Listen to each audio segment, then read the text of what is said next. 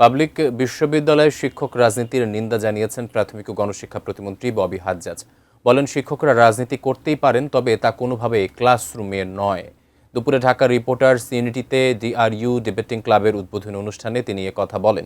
প্রতিমন্ত্রী বলেন, বর্তমান সরকার জনগণের সেবা করতে চায়, সেজন্য কোথায় সরকারের ভুল হচ্ছে তা জানতে চায় গণমাধ্যমের কাছে।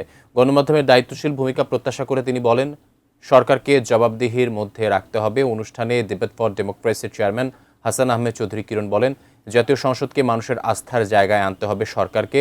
সংসদকে কার্যকর রাখতে সরকারি ও বিরোধী দলকে একসাথে কাজ করার আহ্বান জানান তিনি।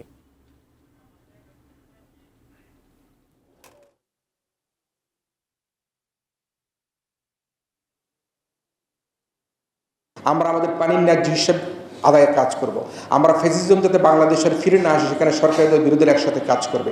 আমরা বিগত শাসন আমলের যে দোষ ত্রুটিগুলি সেগুলি বের করবার জন্য সরকারি বিরোধীরা একসাথে কাজ করবে। আমরা যুক্তি পাল্টা যুক্তি থাকবে, কিন্তু যুক্তি পাল্টা যুক্তির বাইরে দেশকে অস্থিতিশীল করবার জন্য কোনো কর্মকাণ্ড আমরা দেখতে চাই না। আমরা মনে করি সরকারকে সেখানে দায়িত্বশীল ভূমিকা পালন করতে হবে। দায়িত্বের জায়গায় গুরুত্বপূর্ণ আপনি বায়াস সৃষ্টি না করেন।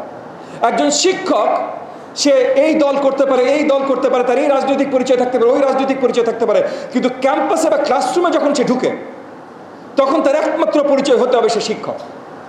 এবং এই কারণে পাবলিক বিশ্ববিদ্যালয়গুলোয় যখন রাজনীতি শিক্ষকরা করেন সেটার আমি নিন্দা জানাই।